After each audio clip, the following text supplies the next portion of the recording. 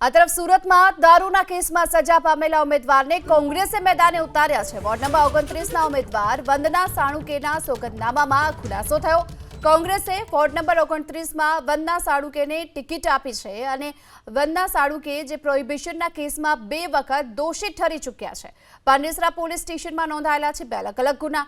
કોર્ટે 2026 અને 2023માં તેને સજા પણ ફટકારી હતી અને કોર્ટ ઉઠતા સુધી જેલ અને 200 રૂપિયાનો પણ કરાયો હતો દંડ।